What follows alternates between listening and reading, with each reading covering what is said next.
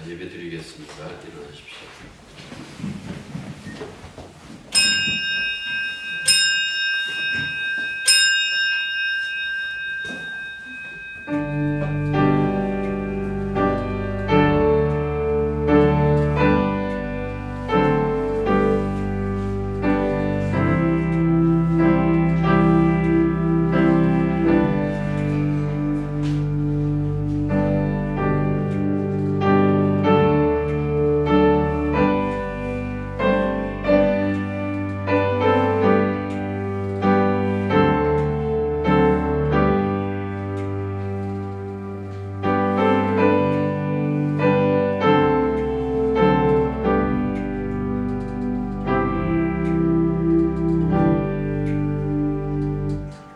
아버지 하나님, 일상적이라는 것, 우리가 평소에 생각 없이 살았던 그것이 얼마나 큰 복이고 은혜였는지 깨닫는 그 시절을 살고 있습니다.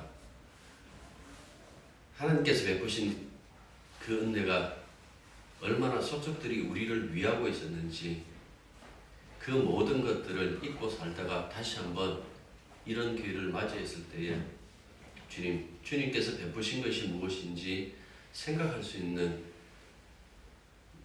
그것을 저희들에게 허락하여 주시기만 간절히 바라고 원합니다.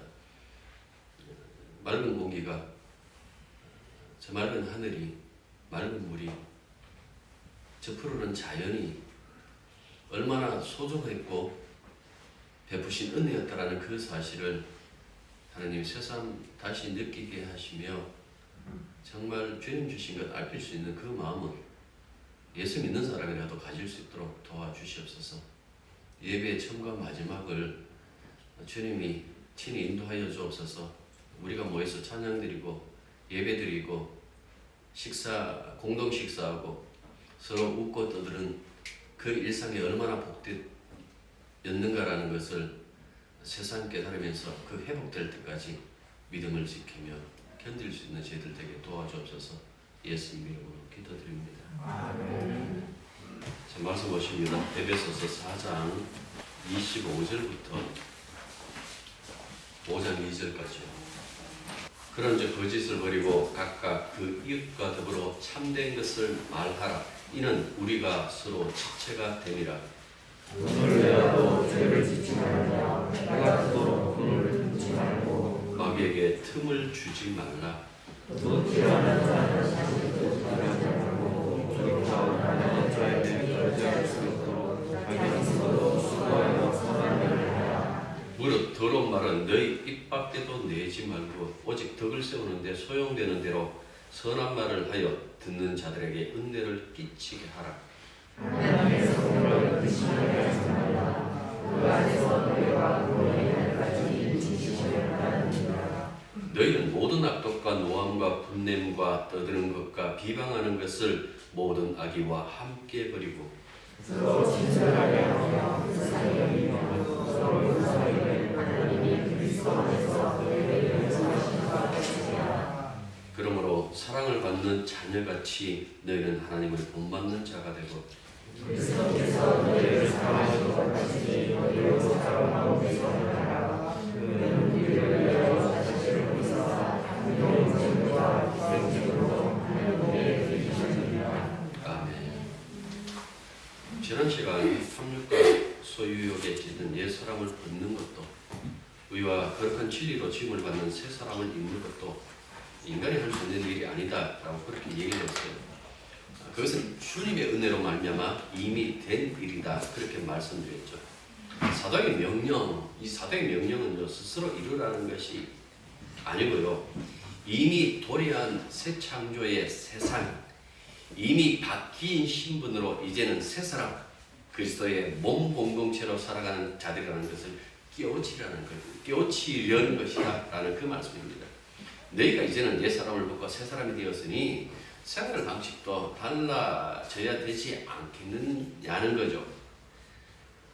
그 달라진 그 새로운 방식의 그 삶이 무엇일까라고 했을 때 5장 1절과 2절에 나오죠. 이 단락의 마지막 결론 부분인데 보면 그 얘기를 해요. 하나님을 본받아라. 그리스도를 닮아라라고 그렇게 얘기를 해요. 우리가 흔히 쓰는 말이잖아요. 하나님 본받는다, 그리스도를 닮는 것. 하나님 본받는다라고 했을 때 보이지 않는 하나님은 어떻게라고 그렇게 말할 것이 아니라 앞서서 얘기를 했잖아요. 그리스도 안에서 너희들을 용서한 것처럼 너희도 서로 용서하라는 그 말씀으로 지금 이 앞서서 했던 이 계명들을 끌어가고 있다라는 그 말씀입니다. 그렇다고 여기서 요구되는 명령법을 기독교 윤리로 쉽게 결론 내려서는 안 됩니다. 명령법이 지향하는 것은 윤리적 인간이 되는 것이 아니에요. 여러분들 지금 왜 이런 말씀들을 할까라고 했을 때에 좀 더 이렇게 앞쪽을 이렇게 보시고 처음부터 도대체 이 에베소서를 통해서 사도가 끌고 가려는 그 목표가 무엇인가라고 그것을 봐야 되는데요. 그게 뭔가니까 성령이 하나 되게 하신 그리스도의 몸 공동체를 지키려는 것이다 라는 그 말씀입니다. 다시 말해서 사도가 말하는 바가 윤리적으로 단단한 인간, 좀 인간다운 그 인간이 되라는 그것이 아니라 그리스도의 몸 공동체를 깨트리는 인간이 되지 말라라는 그 이야기를 지금 우리들에게 해주고 있는 거예요. 그래서 여기 나오는 이 명령법을 공동체의 하나됨을 유지하는 것을 지향하는 것으로 보지 않고 다만 기독교 윤리 차원에서 다룬다면 그야말로 헛발질하는 것이나 마찬가지다라는 그 말씀입니다. 정도의 차이가 있지만은 어떻게 보면 기독교 윤리 여러분들 착하게 사셔야 됩니다 하고 그렇게 말하는 분이 비윤리적일 때가 너무나 많지 않던가요? 물론 간혹 특별한 분이 계신 계세요. 제가 총신 다닐 때 만났던 우리 교수님 한 분, 그야말로 일하고 굉장히 많은 분이에요.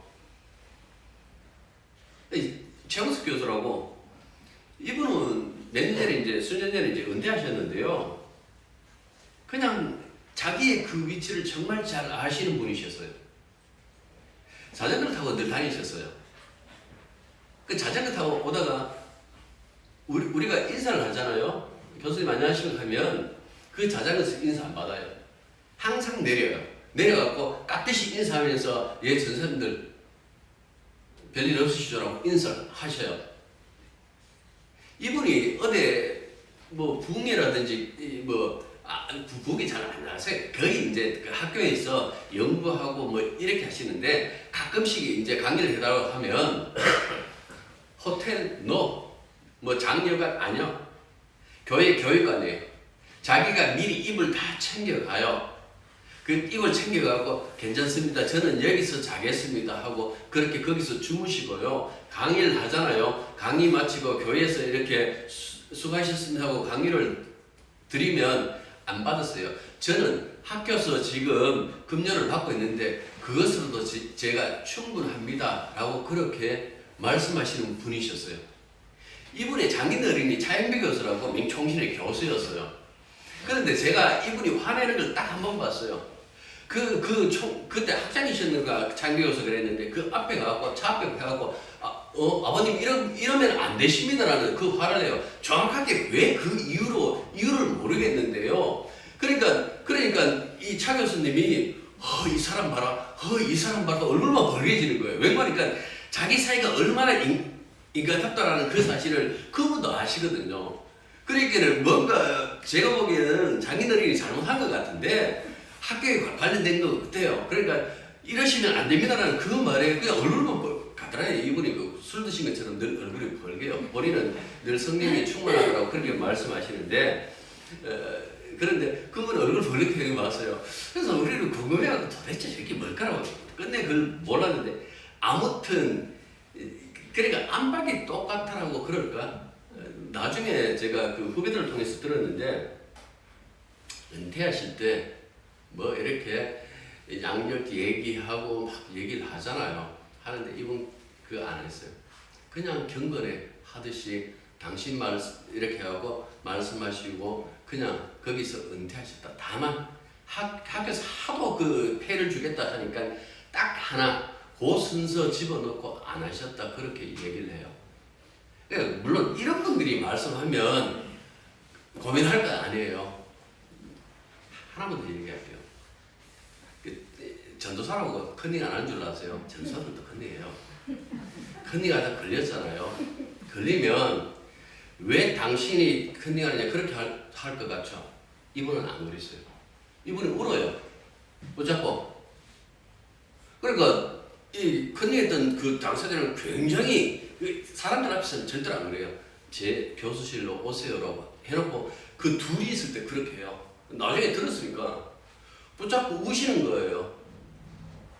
그러니까 그 당사자가 얼굴이 파랗게 해갖고 그 다음에 하는 얘기가 교수님 다시 시험 치겠습니다. 다시는 이렇게 안 하겠습니다. 그러니까 사람을 이렇게 바꿔놓는 거예요. 그러니까 이런 분들이 말씀하면 야 그래 우리의 삶이라는 것이 내가 예수 믿는다고 하면서 너무 정말 믿지 않는 자처럼 살고 있는 것은 아닐까 라고 고민하는데 대부분 강조하는 사람들은 비윤리적으로 사시고 예? 이분은 그러면 그 윤리를 강조하는 게 안 해요. 그냥 말씀이 역사하시면 말씀의 역사하는 대로 순종하시면 됩니다 라고 얘기를 하면서 은혜를 강조하신다고요. 이런 분들은 누구나 존경심을 가질 수 있는 그래서 총신대학교에서 애들이 데모하다가 교수들한테 다 그냥 이름만 부르다가 항상 최홍석 교수 앞에서 최홍석 형님 하고 이렇게 붙인답니다. 그러니까 이런 어떤 존경심을 가질 수 있는 이런 분들에 대해 이런 분들은 오히려 은혜 얘기하고 예?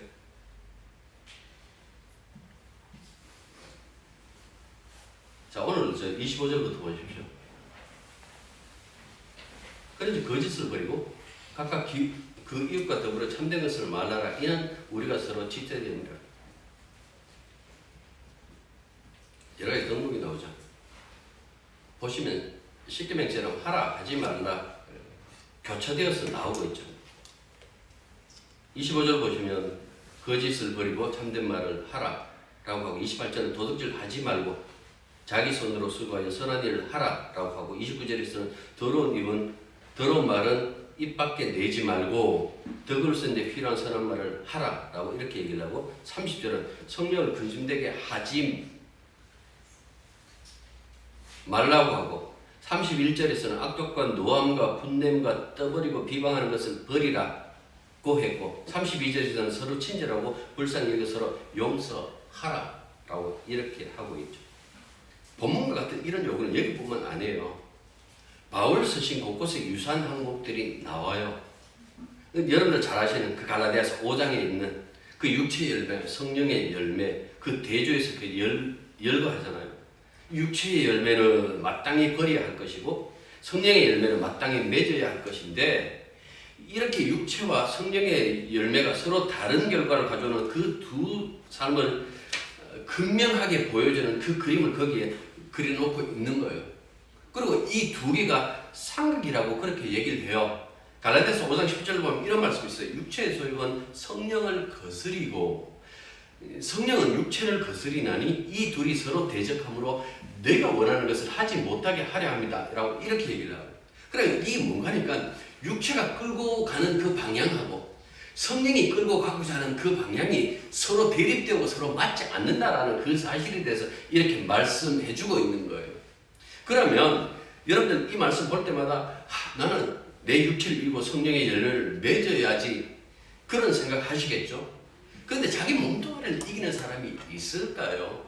초창기 이 말씀들을 잘못 아는 사람들은 나는 육신의 어떤 정욕에 빠지지 않아야지 그 생각하는 사람도 있었어요.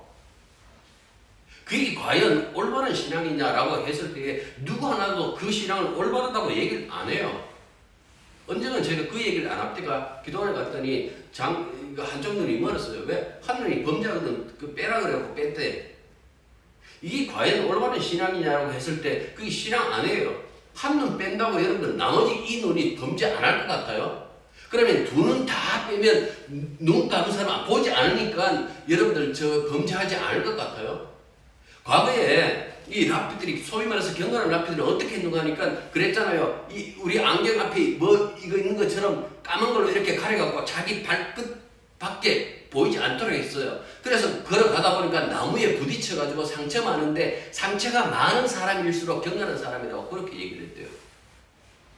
그게 올바른 신앙인가요?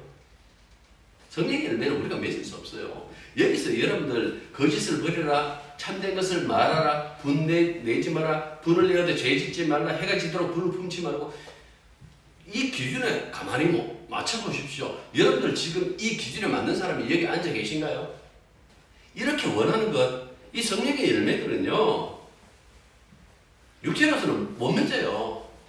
마치 천사들이 지키고 있는 생명나무의 실과 같아서 누구도 접근할 수 없다라는 그 말씀이에요. 우리가 원한다고 다 이룰 수 있는 것 아니에요. 로마서 7장 18절에 바울이 이런 얘기를 했어요. 내 속 곧 내 육신에 선한 것이 거하지 아니하는 줄을 아노니 원함은 내게 있으나 선을 행하는 것은 없노라. 선을 원하는데 악을 행한다라고 그 얘기를 하고 있는 거예요. 내가 원하는 것은 분명히 있는데 그 원하는 대로 되지 않더라. 그게 인간의 바로 한계다는 것. 그 얘기를 하는데요. 그건 믿기 이전에 바울 얘기하는 건 아니에요. 여전히 그리스도 예수 안에 있는 그 바울인데 도대체 나를 어떻게 해방시킨가 봤더니 내가 예수 안에서 참되게 살고 선하게 살아서 거기서 해방되는 것이 아니라 다시 로마서 8장 가면 예수님 이야기를 해버려요. 그 예수를 통해서 자유함을 얻었다라는 그 얘기를 해버린다고요. 주일학교 다니는데 지금 손을 이렇게 했습니다. 제가. 그러니까 여러분들 보십시오. 그러니까 오직 예수님만 하실 수 있다라는 그 얘기를 하는 거예요. 바울이 일평생에 만약에 그분 붙잡고 얘기를 했더라면 내가 이렇게 살았네, 내가 이렇게 고생했네, 내가 이렇게 선하네, 그 얘기 안 할 거예요. 나 십자가밖에 없었네. 한시라도 그 잊은 적 없네. 나는 늘 그 앞에서 격려하는 그 심정으로 십자가 붙잡고 살았네. 나는 그것만 자랑하겠네. 그 얘기를 안 하겠어요. 앞서서 우리가 본 것처럼 옛사람을 벗거나 심령이 새롭게 되거나 하나님을 따라 지음을 받은 새 사람을 입는 것은 우리 힘으로 한 게 아니다라고 그렇게 말씀했잖아요. 그 일은 하나님만 하시는 거예요. 로마서 8장 제가 읽을게요. 율법이 육신으로 말미암아 연약하여 할 수 없는 그것을 하나님은 하시나니 곧 죄로 말미암아 자기 아들을 죄 있는 육신의 모양으로 보내어 육신의 죄를 정하사 육신을 따르지 않고 그 영을 따라 행하는 우리에게 율법의 요구가 이루어지게 하려 함이니라. 주님이 다 이루셨다는 그 얘기를 하고 있는 거예요. 이게 히든 카드라고 얘기를 했잖아요. 에베소 제일 처음에 얘기를 하면서 이 히든 카드를 붙잡고 그냥 인간들이 개판으로 사는 그 삶을 계속해서 나오는 거예요. 그리고 결정적인 순간 때가 참여해라고 그렇게 얘기를 하죠. 그때 그 히든 카드를 내갖고 그 아들의 죽음을 통해서 당신의 백성들을 건져내셨다라는 그 말씀이죠. 그러니까 이 명령법은요, 죄인들이었던 우리가 어떻게 거룩한 자로 인정받는지 그 내막을 상세히 들여다보게 하는 거예요. 이 명령법 안에서 우리는 찬송가 가사처럼 그 피가 마음속에 큰 증거됩니다 라고 있는 것처럼 십자가의 피로 말미암아 그 은혜로 말미암아 죄인들인 우리들이 하나님의 가족으로 옮겼다라는 그 사실을 다시 확인하는 것이 바로 이런 구절들이다라는 그 말씀입니다. 그리스도인이 주님 자신과 복음에 물드는 것은 당연한 일이죠. 이렇게 물들면 말씀의 역사를 마땅히 받아들이는 것도 맞아요. 성령은 그리스도의 거룩한 몸 공동체 안에서 자기가 맡은 기능을 할 수 있도록 우리들에게 역사할 거예요. 25절 다시 보십시오. 그런즉 거짓을 버리고 각각 이웃과 더불어 참된 것을 말하라. 이는 우리가 서로 지체됨이라. 사울은 여기서 우리가 버려야 할 것이 무엇이고 우리가 말해야 할 것이 무엇이며 그렇게 해야 할 이유에 대해서 분명히 설명하고 있습니다. 다만 거짓을 버리라. 이 스가랴 8장 16절에 보면 이 말씀이 있어요. 너희가 행할 일은 이러하니라. 너희는 이웃과 더불어 진실을 말하며.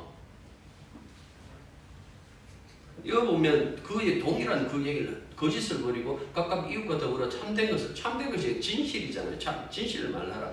그 스가랴 8장의 이 말씀은요, 미리 올 종말의 시대에 그들에게 요구할 말씀.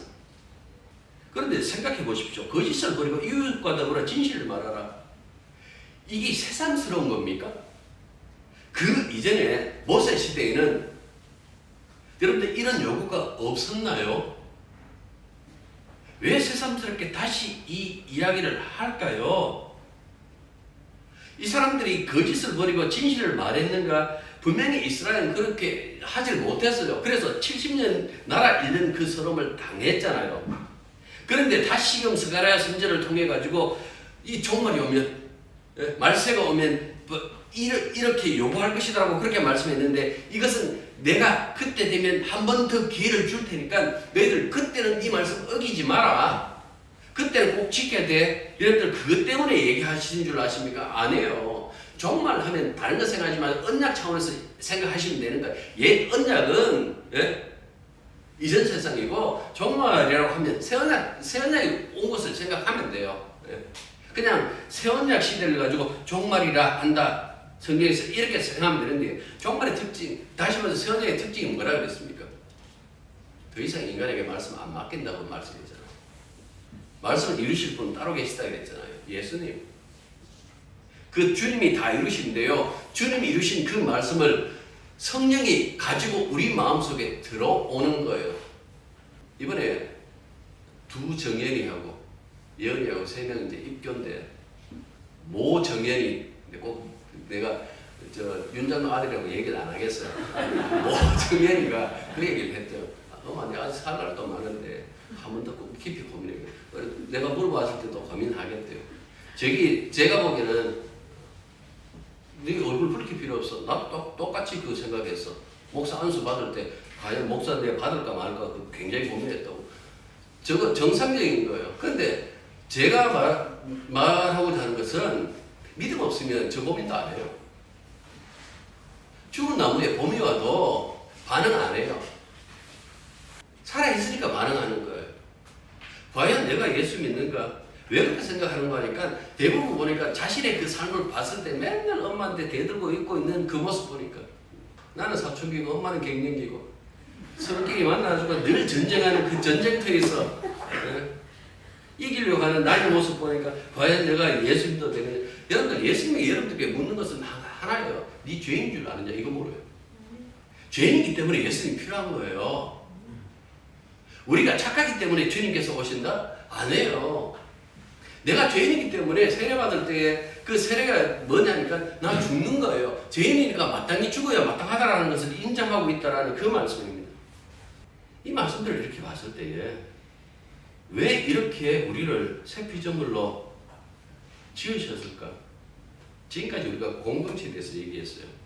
그래서 몸 공동체. 교회가 하도 타락해가지고 어떤 분은 X라고 이렇게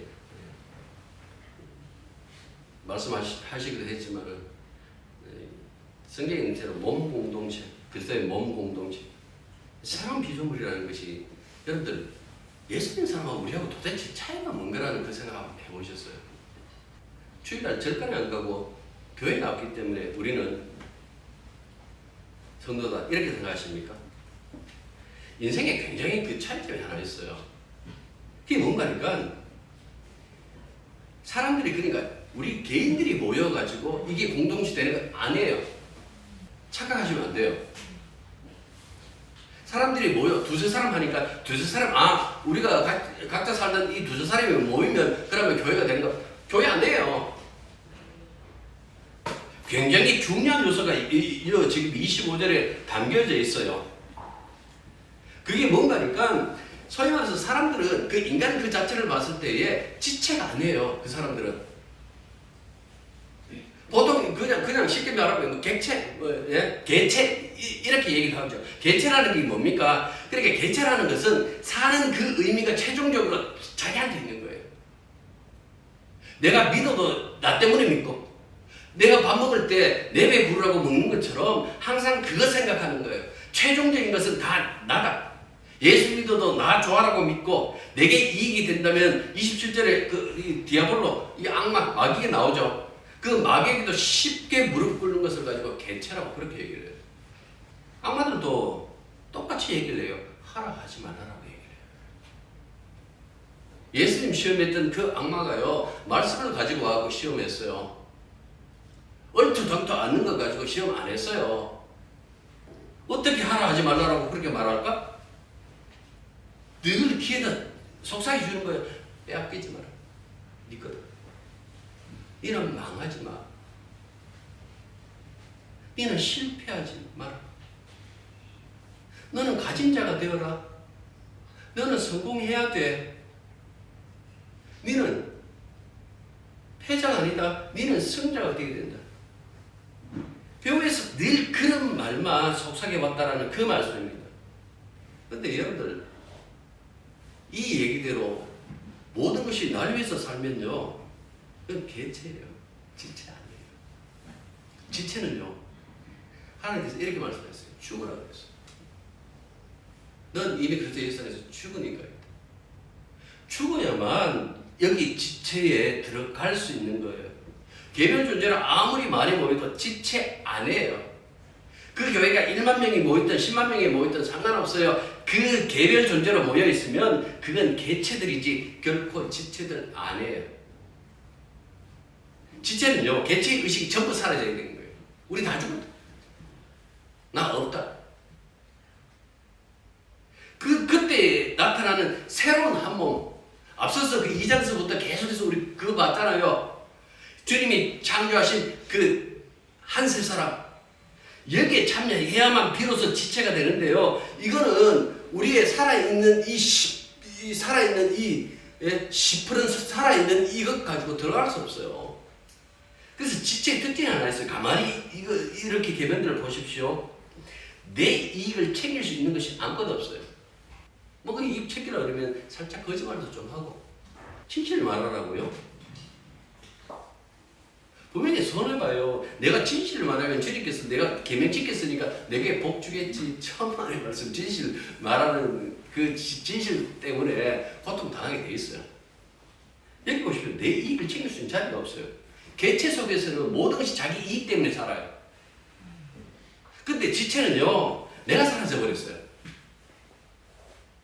여기서는요, 내 이익을 챙길 수 있는 자리가 없어요. 모든 것들이 다 뭡니까? 머리 대신 주님의 그 영광, 혹은 그 몸 공동체의 어떤 그 성장을 위하여 그렇게 지금 하고 있는 그 모습을 보여주고 있는 거예요.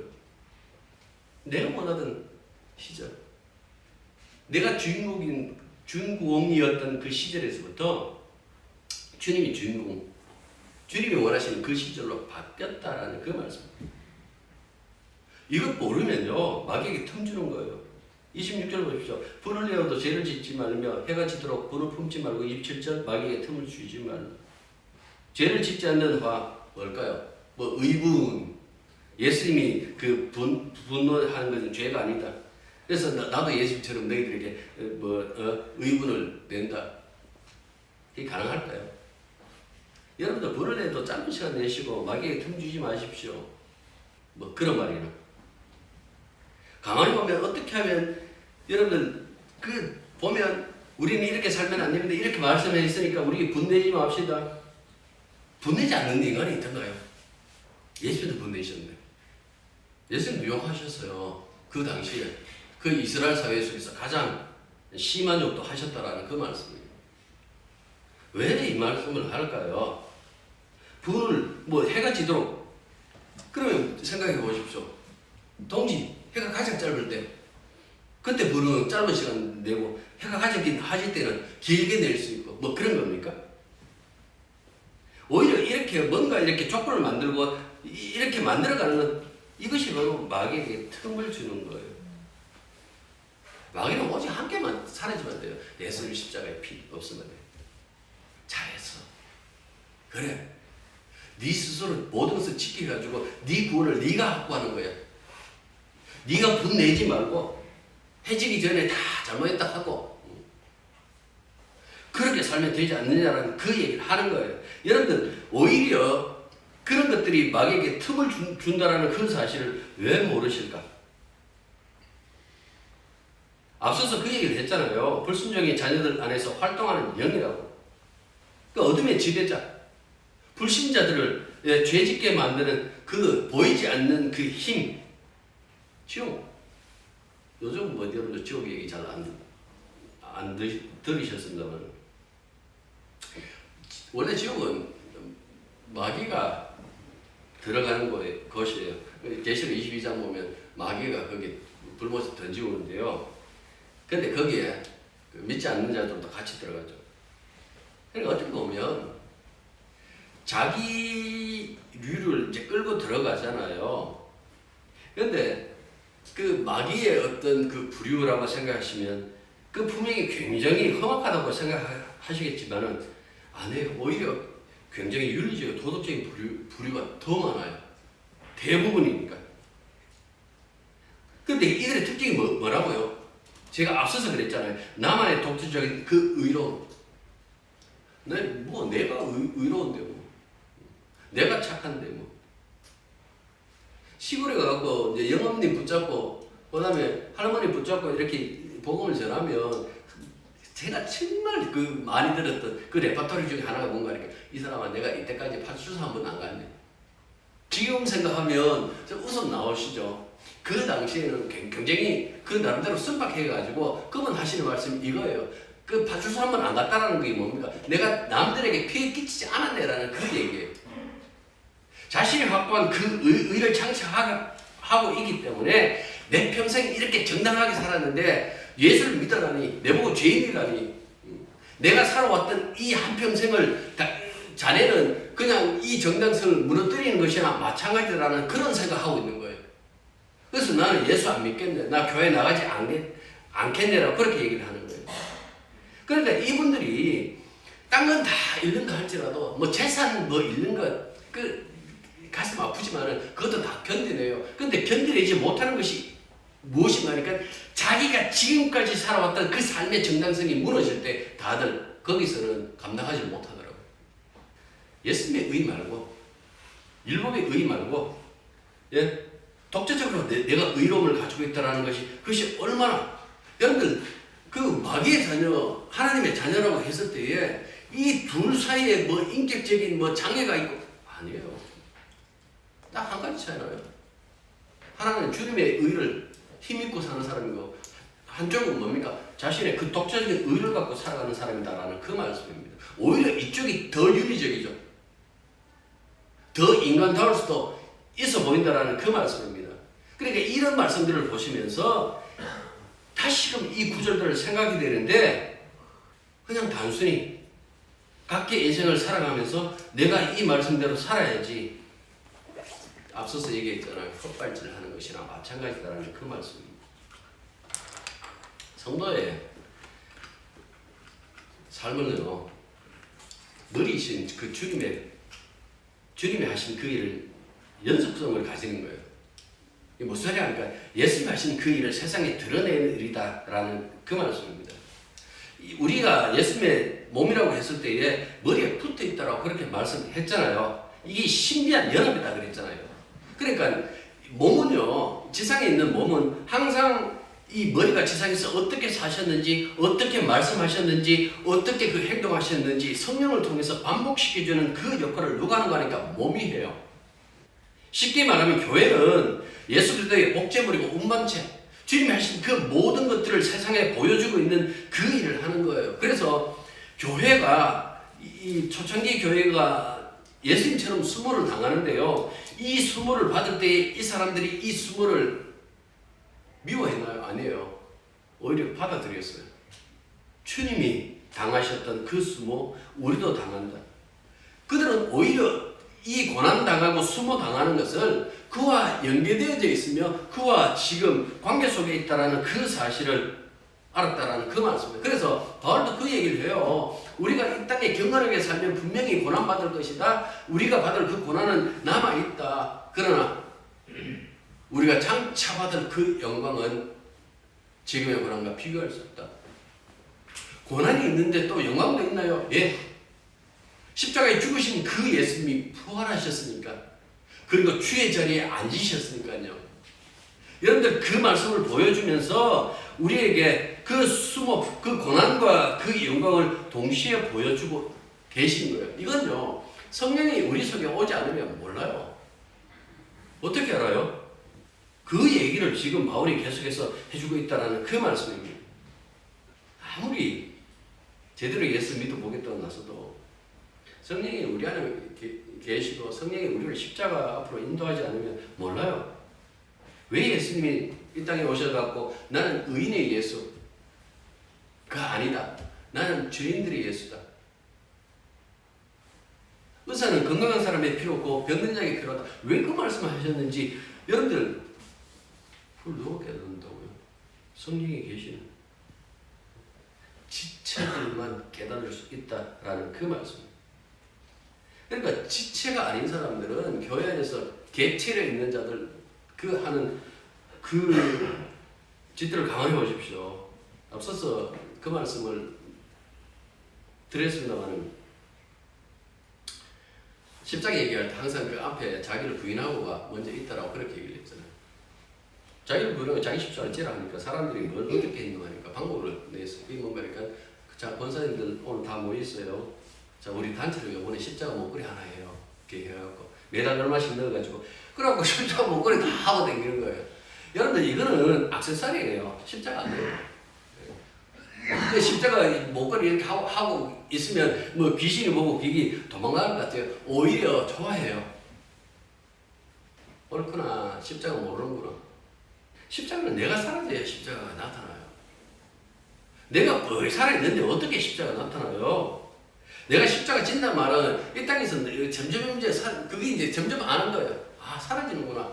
내가 없는구나. 그걸 계속해서 느껴간다는 그 말씀입니다. 앞서서 옛 사람을 벗고 새 사람을 입으라고 했는데 이거 뭐 묵은 사람에서 새 사람으로 묵은 세상에서 새 세상으로 탈출한다는 그 의미가 있잖아요. 여러분들 그 이집트에서 탈출하는 것, 이 출애굽기 여러분들 가만히 생각해 보십시오. 이스라엘 백성과 이집트 군대가 쫓기는 그 긴박한 순간에 그 이스라엘 백성들을 절망하게 만든 것이 무엇입니까? 바다였죠. 홍해라고 했지만 사실 히브리어 보면 갈대바다라고 이렇게 해석해요. 바다가 나왔어요. 바다가 절망으로 먼저 다가온 것은 이집트 군대가 아니에요. 이스라엘 백성이죠. 그래서 그 바다 앞에서 그 아름다운 바다 앞에서 죽음의 그림자가 이렇게 길게 느려지고 있어 알고 거기서 슬퍼 울고 난리가 나죠. 이 앞에서 죽게 만들려고 우리를 이끌어 왔느냐고 모세에게 항의도 하죠. 그러나 뒤에 쫓아오던 이집트 군대는 뭘 생각했을까요? 아, 이제 정리할 시간이 되었구나. 이제 이 상황을 마무리할 기회다. 라고 이렇게 생각했죠. 그런데 한순간에 모든 것이 역전되어요. 이집트 군대도 바다도 어느 것 하나도 감당할 힘이 없었던 이스라엘은 살아남고요. 오히려 힘을 가지고 쫓아갔던 이 이집트 군대가 바다에서 몰살해요. 이집트는 그 당시에 세상의 힘의 끝판왕들 아닙니까? 그 힘을 집결해갖고 지금 하나님 자녀를 치려고 하고 있는데 힘을 가진 놈은 왕창 깨져버리고 힘이 전혀 없는 두려움에 떨던 그 자들만 살아남아 새로운 세상에 들어가는 그 이야기가 출애굽기를 통해서 보여주고 있는 거예요. 이스라엘 백성들이 바다를 건너간 것을 가지고 고린도전서 10장에서 뭐라고 그랬습니까? 세례받았다고 그랬어요. 왜 하필이면 세례일까? 왜 하필이면 세례일까? 세례가 뭡니까? 구별하잖아요. 근데 어떻게 구별을 하는 거니까? 어떻게 구별해요? 세례를 통해 가지고 이 사람 죽었습니다. 이 사람은 주 안에서 죽었습니다. 이 사람은 이제 지체로서 사는 겁니다. 하고 이렇게 이 과정이 있잖아요. 그러니까 하나님이 죽음을 통해서 새 삶을 그들에게 주었다. 지체로서의 삶을 주었다라는 그 사실을 알고 있기 때문에 세례라고 이렇게 얘기를 했어요. 그러니까 죽음을 통해서 새 삶을 산다는 것은 6월절 어린 양의 죽음을 통해서 이 죽음의 바다를 통해서 분명히 몇 번이나 메시지를 줬는데요. 그걸 까맣게 있는 거예요. 누구도 그거 신경 안 쓰는 거예요. 그래서 어떻게 합니까? 광야에서부터 불평을 늘어놓기 시작하고 있는 것이죠. 오직 두 사람, 여호수아와 갈렙만이 그 가나안 땅에 들어가는데 하나님 편에 어린 양의 죽음과 바다의 죽음을 안고 사는 그 은혜를 받았기 때문에 그렇다라는 그 말씀입니다. 그들이 믿는 하나님은 어떤 하나님이실까? 죽으면서 살려내신 하나님이에요. 그래서 아무리 장대한 적이 있다 할지라도 야 하나님 우리에게 부치준다 했으니까 가자라고 그렇게 얘기를 했어요. 아, 저 하나는 왜 겁이 없네? 겁이 없을 수밖에요. 죽으면서 살려주는 그 하나님과 동행하고 있다는 그 사실 누구보다도 뼈저리게 느꼈기 때문에 그렇다는 그 말씀입니다. 그 정점이 예수님의 십자가의 죽음과 부활이잖아요. 십자가의 죽음을 통해서 부활하는 새 생명을 주는 거예요. 나 안 죽고 새 생명 받을래요. 그런 거 없어요. 앞서 그 얘기를 했죠. 예수는 우리의 본이다. 우리의 닮아야 될 뿐입니다. 새 생명 오셔서 미리 보여준 거예요. 이 사람들은. 이럴 때 비로소 새 생명 얻네요. 라고 보여준 것이 무엇인가 하니까 십자가의 죽음과 부활이었다라는 그 말씀입니다. 그러니까 충분히 당신이 치유하시기 때문에 이 길을 걷는 우리들 교회를 충분히 도와줄 수 있다라는 그 얘기를 히브리서에서 해요. 내가 머리지 않느냐, 내가 미리 빠져나왔지 않느냐, 몸인 너희들도 충분히 빠져나올 수 있다라고 그렇게 얘기를 하고 있는 거예요. 다시 27절 보십시오. 마귀에게 틈을 주지 말라. 이게 뭡니까? 너희들이 이미 구별이 됐다. 마귀에게 속지 않을 유일무이한 하나님의 자녀다라는 그 사실에 대해서 이렇게 말씀해 주고 있는 거예요. 이렇게 말씀을 봐야 되지 그냥 도둑질 하는 자는 다시 도둑질하지 말고 28절 그렇게 돼 있죠. 돌이켜 가난한 자들에게 구제할 수 있도록 자기 손으로 수고하고 선한 일을 하라. 이것도 27절에서 계속 이어지는 말씀입니다. 도둑질 금지하는 것은 10계명 나오죠. 제8계명 8계명이 맞습니까? 도둑질 하지 말라는 그 말씀이 있잖아요. 상습적으로 교회 안에서 있는 그 도둑 행위, 또 도둑질 하지 말고 뭘 하라 그럽니까? 자기 손으로 수고하여 선한 일을 하라. 이것도 10계명 나오잖아요. 6 동안 힘써 일하고 라는 그 말씀이 있는 것처럼 여기 보시면 노동의 목표가 이웃 사랑이에요. 왜 돈 벌어야 됩니까? 돈 벌어가지고 이웃들에게 이렇게 사랑을 실천해라. 미치겠죠? 지금 집을 늘려야 되는데 아들도 크고 장가도 보내야 되겠는데 노동의 그 목표를 이웃 사랑에게 굉장히 마음에 짐이 될 수 있는 그런 말씀인 거예요. 왜 이렇게 하셨을까? 절절매게 만드는 거예요. 십자가 붙들지 않으면 안 되도록 만드는 거예요. 교묘하게 머리 쓰면서 주님 나 십자가 붙잡을 테니까 이거 안 지켜도 되죠. 이런 사람 다칩니다. 이게 어떻게 보면 신앙과 실존의 사이에서 이렇게 갈등하는 것은 제가 그랬잖아요. 이 욕망의 전쟁터 이 몸 때문이라고. 부활의 몸을 잊기 전에, 영광의 몸을 잊기 전까지는 이대로 내버려둬요. 내버려두는데 그냥 네가 살아남으라 그 얘기하는 것이 아니라 이때까지 뭘 얘기를 합니까? 성령이 이끌어간다는 이야기예요. 그냥 버려두지 않겠다는 이야기예요. 각계 인생 살도록 하지 않겠다는 이야기예요. 성령이 함께 하셔서 우리로 하여금 지체로 살 수 있도록 인도하겠다라는 그 말씀입니다. 그러니까 이 계명을 통해서 더욱더 주님의 그 은혜, 주님의 그 사랑, 그리고 성령의 인도하심을 따라서 그렇게 바라보셔야 되는 것이지 그냥 나는 이것을 지켰다 적당하게 이건 뭐 나도 써야지 나도 교회니까 뭐 이렇게 생각하면서 할 것이 아니라 더욱더 주님을 생각하고 주님을 사랑하고 주님을 붙잡는 그 계기로 산다면요 이 말씀들이 그렇게 별개로 아니라 때로는 나도 상상하지도 못한 그 선뜻 손을 내밀면서 내 이웃을 도와주는 그런 일도 있을 것이고 그들을 따뜻하게 위로하면서 주님에게 이끌 수도 있는 것이고 그런 것들은 오직 은혜 아래 있는 당신의 자녀들 지체에게 일어나는 현상이라는 그 사실을 여러분들 잊지 마시기 바랍니다. 기도하겠습니다. 저희들의 삶의 그 모든 부분들을 친히 주님이 인도하시는 것은 이제 주 안에서 우리는 사라져버리고 주만 살아계시고 주께서 우리를 한 몸으로 거룩한 새 몸으로 이끌어 가시기에 우리는 지체로 살고 있다는 이 사실을 잊지 말게 해 주십시오. 왜 이렇게 공동체로 우리를 이끌어 가는지, 왜 이렇게 우리의 삶을 인도하는지 이 부분들을 놓치지 않게 해 주시고 오직 주께서 베푸신 그 은혜, 십자가의 그 보혈의 그 거룩하신 그 은혜만 날마다 생각하며 그 사랑 안에서 진실로 이웃들에게 손을 내밀 수 있는 주님처럼 주님의 도구가 돼서 주님처럼 손을 내밀 수 있는 그런 자리에 갈 수 있도록 우리를 이끌어 주옵소서. 예수님 이름으로 기도드립니다.